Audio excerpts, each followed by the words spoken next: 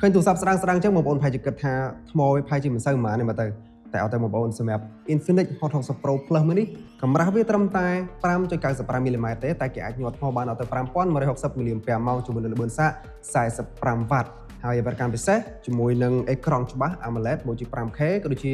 refresh rate វាខ្ពស់មែនទែនដល់ទៅ 144Hz អូខេអញ្ចឹងបងប្អូនតាក់ទងទៅជាមួយនឹង Infinix Gold Hot Series ណាគឺថាមកលើកនេះគឺវាកាន់តែស្ដើងជាងមុនឆ្ងាយណាបងប្អូនបើធៀបទៅមួយជំនាន់មុន Hot 50 Series គឺថាកម្រាស់វា 6.8mm ប៉ុន្តែគាត់ថាមកលើកនេះគឺគេចិត្តក៏ដូចជាកម្រាស់វាកាន់តែស្ដើងជាងមុនត្រឹមតែ 5.95 មីលីម៉ែត្រទេអញ្ចឹងគឺកាន់តែស្ដើងជាងមុនឆ្ងាយមែនទែនទៅលើ Gold Hot Series មួយនេះណាហើយទម្ងន់វាក៏ស្រាលដែរបងប្អូនពេលដែលកាន់មកណាត្រឹមតែមួយខាំកន្លះទេគឺ155ក្រាមអញ្ចឹងសម្រាប់ Hot 60 Pro Plus មួយនេះគឺថាតាក់ទងទៅជាមួយកម្រាស់របស់វាអានេះបើសិនជាយើងធៀបទៅជាមួយនឹងប៊ិចគឺវាស្ដើងជាងប៊ិចម្ដងទៀតណាបងប្អូនហើយអានេះបើធៀបទៅជាមួយនឹងនាមមួយបាននេះដាក់តែគុំ4-5ស្លឹកចូលគ្នាគឺថាវាកម្រាស់វានឹងផាក់ផែគ្នាបាត់ទៅហើយបើយើងធៀបទៅជាមួយនឹងកាតធនាគាររបស់យើងអាស្ដើងដាក់តែ3ស្លឹកមកគឺប្រហែលគ្នាតែម្ដងអញ្ចឹងពេលដែលយើងកាន់មកវាមានអារម្មណ៍ថាដូចកាន់ប្រទេសអីមួយនៅជាប់ដៃអញ្ចឹងណាដូចជាមិនមែនទូរស័ព្ទអញ្ចឹងទៅអានេះគឺជាអារម្មណ៍ផ្ទាល់ពេលដែលយើងកាន់ប្រភេទទូរស័ព្ទស្ដើងបែបនេះហើយក៏វាងាយស្រួលនៅក្នុងការដាក់ចូលកប៉ៅអីក៏វាអត់មានអារម្មណ៍ថាធ្ងន់ទេតែដោយសារតែមួយខាំជាងបងប្អូនគឺស្រាលមែនតើហើយអញ្ចឹងតើតើជាមួយនឹងការ design របស់វាបងប្អូនក្រៅតែពីស្ដើងអីហ្នឹងក៏វាផ្ដល់មកជាមួយនឹងភាពធន់នៅក្នុងនឹងដែរអញ្ចឹងអាមួយនេះតើតើជាមួយនឹងខ្នងក្រោយរបស់វាអានេះគឺជាប្រភេទ fiber glass ដែលវាអាចធន់ជាមួយនឹងការឆ្កូតឬក៏ការប៉ះរបស់រឹងអីមកអញ្ចឹងទៅក៏វាមិនងាយឆ្កូតដែរនៅខាងក្នុងក្រោយរបស់វានេះណាហើយតើតើជាមួយនឹងការស្រូបប្រយ៉ាងដៃអានេះក៏វាស្រូបតិចតួចវាមិនស្រូបខ្លាំងដល់ថ្នាក់បតិបតាអីទេតែគាត់ថាបើសិនជាយើងដៃយើងសើមឬក៏អីអានេះគឺយើងប៉ះមករៀងឃើញនៅលើនឹងតិចតួចអញ្ចឹងណាហើយមួយទៀតក៏គេបានបំពាក់មកជាមួយប្រព័ន្ធការពារជម្រាបទឹកក៏ដូចជាការពារធូលីខ្ពស់ដែរបងប្អូនដល់ទៅ IP65 អញ្ចឹងសម្រាប់កម្រិត IP65 ខ្ញុំគិតថាវា standard ហើយក៏វាស្ថិតនៅក្នុងកម្រិតមួយដែលខ្ពស់ដែរអញ្ចឹងណាអញ្ចឹងបើសិនជាយើងប្រើទៅវាសាចទឹកឬវាត្រូវទឹកឬក៏វាធ្លាក់ចូលទឹកអីមកគឺយើងនៅតែអាចប្រើប្រាស់បានអត់មានបញ្ហា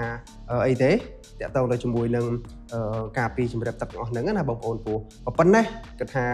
វាខ្ពស់មកល្មមគួរសមដែរហើយអញ្ចឹងសម្រាប់ការ design វ៉ាន់ជុំវិញរបស់វានេះខាងក្រោមគឺយើងឃើញមានជាមួយនឹងរន្ធចាក់ SIM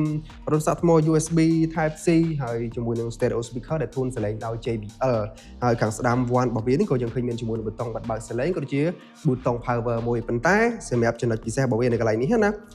យើងអាចប្រើប្រាស់ប៊ូតុង power នេះគឺជាប៊ូតុង AI បានអញ្ចឹងគឺយើងអាច access ចូលទៅកាន់មុខងារ AI នៅក្នុងនឹងបានគឺគាត់ចុចប៊ូតុងក៏ដូចជា hold ប៊ូតុង power នឹងឲ្យជាប់ទៅគឺវានឹង access ចូលទៅមុខងារ AI ដែលយើងអាចសួរនាំពីបញ្ហាផ្សេងៗក្នុងបានអញ្ចឹងណាហើយសម្រាប់ប៊ូតុងរបស់វានេះបងប្អូនគឺថាសឹងតែស្មើជាមួយនឹងតួតែម្ដងកម្រិតចេញពីតួអា frame របស់វាសងខាងគឺតិចមែនតើសល់តូចតែម្ដងអានេះដោយសារតែគេធ្វើជាប្រភេទអេក្រង់កោងអញ្ចឹងទៅអា frame សងខាងមើលមកវាកាន់តែតូចអញ្ចឹងណាហើយសម្រាប់អេក្រង់របស់វាគឺជាប្រភេទ AMOLED ទំហំ 6.78 អ៊ីងហើយបើសិនជាយើងមើលមកណាឃើញថាgame bezel របស់វាគឺគេចិត្តមកសល់ស្ដាងមែនតើណាមួយដោយសារតែវាជាប្រភេទអេក្រង់កោងអញ្ចឹងគឺយើងឃើញថាវាលាតសឹងតែពេញ game សងខាងនឹងបាត់ទៅហើយបងប្អូនហើយនេះក៏វាមានជាមួយនឹង resolution របស់វាខ្ពស់ដល់ទៅ 1.5K ហើយក៏ដូចជាកម្រិតទឹកពណ៌របស់វាប្រភេទ DCI T3 100%អញ្ចឹងនៅពេលដែលយើងមើលរឿងឬក៏មើលវីដេអូគឺវាអាចបង្ហាញពណ៌មកបានដិតច្បាស់ហើយ contrast ដូចជាមួបប្រាជ្ញាបានន័យថាពន្លឺវាក៏ជះមកកាន់តែភ្លឺដែរអញ្ចឹងណាហើយសម្រាប់ប្រភេទពណ៌បែបនេះគឺថាកន្លែងណាពណ៌សគឺសដិតខ្មៅគឺខ្មៅដិតតែម្ដងអត់មានស្លេកឬក៏ធ្លាក់ពណ៌អីទេហើយក៏វាអាចបង្ហាញចំណុច detail មកបានល្អមែនទែនសម្រាប់អេក្រង់មួយនេះណាហើយអ្វីដែលកាន់ពិសេសទៅលើពន្លឺរបស់វាក៏វាអាចជះមកក្រៅបានខ្ពស់ដល់ទៅ 4500 nit បងប្អូនហើយប៉ុណ្ណឹងគឺយើងអាចមើលនៅក្រៅអត់មានបញ្ហាអីទេដោយសារតែកម្រិតជះពន្លឺមកនេះគឺខ្ពស់មែនតើហើយមានទៀតក៏វាបំពាក់មកជាមួយប្រព័ន្ធការពារភ្នែករបស់យើងដែរនៅពេលយើងមើលអេក្រង់យូរណា PWM dimming របស់វាគឺដល់ទៅ 2304Hz ចង់ក៏ខ្ពស់ដែរបងប្អូនទៅលើកម្រិតនេះហ្នឹងបានន័យថាចេះវាអាចកាត់បន្ថយទៅលើភាពញាក់ទៅលើអេក្រង់ហៅថា flicker free ឬក៏ low blue light ចឹងបានន័យថាវាកាត់បន្ថយទៅលើពន្លឺមិនល្អដែលចេញពីអេក្រង់មកប៉ះភ្នែកយើងហ្នឹងគឺវាអាចកាត់បន្ថយបានច្រើនអញ្ចឹងនៅពេលដែលយើងចំណាយពេលមើលទូរស័ព្ទឬក៏មើលអេក្រង់យូរណាវាមិនធ្វើឲ្យយើងកាហាយភ្នែកឬក៏ធ្វើឲ្យយើងមានបញ្ហាដល់ភ្នែករបស់យើងដោយសារតែកម្រិត PWM dimming របស់វានេះក៏ខ្ពស់ដែរដល់កម្រិតហ្នឹងណាហើយមួយទៀតសម្រាប់ refresh rate របស់វាដល់ទៅ 144Hz បងប្អូនអញ្ចឹងវាអាច support បានខ្ពស់មែនតើ 144Hz ហើយជាពិសេសគឺ touch sampling rate ចាំបានន័យថាល្បឿនទៅលើការប៉ះកម្មវិធីផ្សេងៗហ្នឹងអាហ្នឹង touch sampling rate វាដល់ទៅ 240Hz ចឹងនៅពេលដែលយើងអូសកម្មវិធី scroll កម្មវិធីហ្នឹងគឺវាមានអារម្មណ៍ថាល្អដូចបើអញ្ចឹងហើយទៅលើការចូលកម្មវិធីមួយហ្នឹងក៏អត់មានការ delay ឬក៏រអាក់រអួលអីដែរដោយសារតែ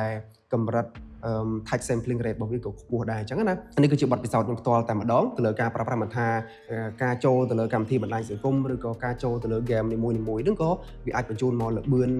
នៃការអូសក៏ដូចជាល្បឿននៃការប៉ះហ្នឹងបានលឿនដែរអញ្ចឹងណាអញ្ចឹងសម្រាប់ performance របស់វាវិញកម្លាំងរបស់វាវិញសួរថាវាអាចធ្វើអីគេបានខ្លះបងប្អូនសម្រាប់ទូរស័ព្ទដែលមានកម្រាស់ស្ដើងបែបនេះណា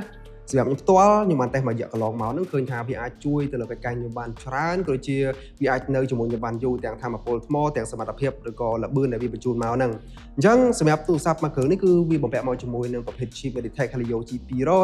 ហើយបំពាក់មកជាមួយនឹង RAM 8GB ដែលយើងអាចបូកថែមបាន 8GB ទៀត storage 256GB អានេះដើរដោយ Android 15បំពាក់មកជាមួយនឹងស្បែក HOS 15.1.2 ដែលនៅក្នុងនេះ UI វាស្រួលប្រើមែនតើបងប្អូនអ្នកមានសាំញ៉ាំអីទេគឺស្អាតទៀតហើយ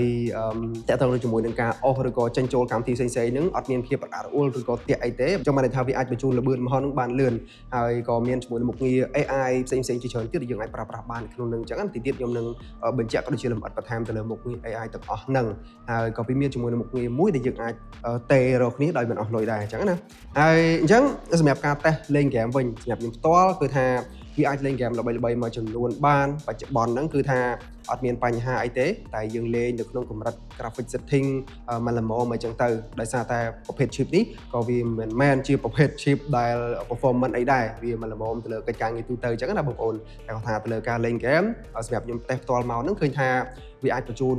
មកជាមួយនឹងល្បឿនបាន smooth គួរសមដោយសារតែយើងកំណត់ទៅលើ graphic setting របស់វាមិនល្មមទៅតាម performance ដែលវាអាចរត់បានអញ្ចឹងណាហើយជាពិសេសគឺទៅលើកម្ដៅរបស់វាគឺមិនសូវបញ្ជូនក៏ដូចជាជះមកក្រៅខ្លាំងទេនៅពេលដែលយើងប្រើប្រាស់ក៏ដូចជាលេងវាយូរមកអញ្ចឹងទៅហើយវេទកម្មពិសេសមួយទៀតហ្នឹងគឺទៅលើថ្មអញ្ចឹងនៅពេលដែលយើងចំណាយពេលលេង game ហ្នឹងណា1ម៉ោង2ម៉ោងទៅវាមិនសូវស្រកខ្លាំងទេបងប្អូនហើយជាមួយនឹងថ្មនៅក្នុងនេះដល់ទៅ5160 mAh ម៉ោងណាចឹងគឺយើងអាចលេងបានមកសប្បាយអត់មានបញ្ហាអីទេហើយមួយទៀតទៅលើមុខងារ AI បងប្អូនទៅលើនេះគឺមានច្រើនសម្រាប់មុខងារ AI ណាហើយយើងមើលដំបូងគឺទៅលើប៊ូតុងរបស់វានេះអានេះគឺគ្រាន់តែហូរឲ្យជាប់មកគឺយើងនឹងអាចបើកបានដូចយើងបាននិយាយខាងដើមអញ្ចឹងគឺយើងអាចប្រើប្រាស់ជាមួយនឹងមុខងារ AI ដែលយើងអាចសួរទៅលើព័ត៌មានផ្សេងៗនៅគ្រាន់តែហូរជាប់មកគឺយើងអាចសួរបានហើយក្រៅទៅពីនោះក៏យើងមានជាមួយនឹងមុខងារ AI ផ្សេងៗទៀតដូចជាការ transcribe ឬក៏ការrecord សលេងហើយបំផ្លែងទៅជាអត្ថបទបំផ្លែងជាអីក៏បានការ translate ឬក៏មុខងារ AI ដែលយើងអាច generate ទៅលើ wallpaper តាមរយៈការបញ្ចូល prompt អីផ្សេងៗគឺមានមក play ក្នុងហ្នឹងតែម្ដងបងប្អូនមានមុខងារ circle to search ដែលយើងអាចស្វែងរក product អីផ្សេងៗនៅក្នុងក៏មានដែរបងប្អូនហើយសំខាន់គឺទៅលើមុខងារតាក់ទងជាមួយនឹងការកែរូបអញ្ចឹងទៅនៅក្នុងនេះគឺមានមួយ set ដែរហើយអញ្ចឹងបើសិនជាបងប្អូនថតរូបណាមកវាជាប់ទៅលើគេហៅថា object ដែលយើងមិនចង់បានជាប់មនុស្សជាប់អីដែលយើងអត់ចង់បានណាគឺយើងអាចចូលទៅលើមុខងារ erase នឹងទៅហើយយើងអាចលុបចេញបានក្នុងនឹងគាត់គូសលើវងទៅវាអាចលុបចេញហើយខ្ញុំឆ្លាញ់មែនតើដោយសារតែអីគឺវាអាចធ្វើបានល្អបើសិនជាមនុស្សមានសម្ោលមានអីចឹងណាគឺវាអាចលុបទាំងមនុស្សអាចលុបទាំងសម្ោលនៅក្នុងនឹងបានទៀតអញ្ចឹងគឺវាល្អដែរទៅលើការលុបនឹងឯងហើយមានទៅក៏មានជាមួយនឹងមុខងារហៅថាជួយបង្កើនទៅលើគុណភាពរូបភាពឲ្យវាកាន់តែច្បាស់ឬក៏មានជាមួយនឹងមុខងារ AI ដែលយើងអាចពង្រីកទៅលើទំហំរូបភាពរបស់យើងដោយមិនឲ្យបាត់បង់សាច់រូបភាពរបស់យើងបានន័យថាវាជួយ generate បន្ថែមទៅលើសាច់រូបភាពរបស់យើងណាអញ្ចឹងគឺល្អមែនតើនៅក្នុងនេះអញ្ចឹងវានៅមានមុខងារ AI ផ្សេងៗជាច្រើនទៀតដែលគាត់ថានេះគឺជាមុខងារសំខាន់ៗដែលខ្ញុំចង់ប្រាប់បងប្អូនអរគ្នាហើយចំណុចពិសេសមួយទៀតក៏វាមានមុខងារល្អមួយដែលយើងអាចធ្វើការតេដោយមិនអស់លុយរយៈចម្ងាយវា1គីឡូកន្លះ1គីឡូម៉ែត្រកន្លះអញ្ចឹងណាហើយយើងអាចប្រើប្រាស់ជាមួយនឹងមុខងារមួយហ្នឹងគេហៅថាមុខងារ Ultra Link ដែលយើងអាចតេទៅរកគ្នាដោយមិនចាំបាច់ត្រូវការសេវាឬក៏ SIM card របស់យើងអីទេអញ្ចឹងក្នុងករណីបើសិនជាយើងទៅកន្លែងណាដែលវាមានតំបន់ណាដែលវាអត់មានសេវាអីចឹងទៅអញ្ចឹងគឺយើងអាចប្រើប្រាស់មុខងារ Ultra Link ដើម្បីតេឬក៏ផ្ញើសាររកគ្នាបានចម្ងាយឆ្ងាយ1គីឡូកន្លះណាហើយអញ្ចឹងបងប្អូនតាក់ទងនឹងជាមួយនឹងកាមេរ៉ារបស់វាវិញអានេះគឺបានវគ្គមកជាមួយនឹងកាមេរ៉ា50 megapixel ប្រើប្រាស់ជាមួយនឹង sensor របស់ Sony IMX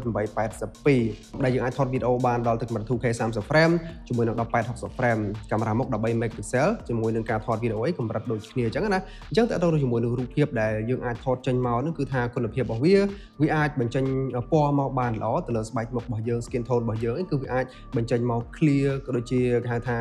ច្បាស់មែនតើវាមិនធ្វើ ធ្វើឲ្យថាបាត់ពណ៌ឬក៏ធ្វើឲ្យមុខរបស់យើងខ្មៅអីទេឬក៏បើសិនយើងថតជាមួយនឹងទេសភាពអីក៏វាអាចបង្ហាញជាមួយនឹងចំណុច detail បានច្រើនដែរបើសិនជាថតនៅកន្លែងណាដែលវាបច្រាស់ថ្ងៃអីក៏វាមិនធ្វើឲ្យរូបនឹងងឹតខ្លាំងពេកដែរអញ្ចឹងអានេះគឺជារូបដែលខ្ញុំបានថតមួយចំនួនបងប្អូនអាចមើលបាននៅក្នុងនឹងអញ្ចឹងណាហើយបើសិនជាយើងថតពេលយប់ថត low light វិញក៏វាអាចធ្វើបានល្អគ្រាន់បើដែរបានន័យថាទៅលើចំណុចដែលងឹតខ្លាំងក៏វាមិនធ្វើឲ្យ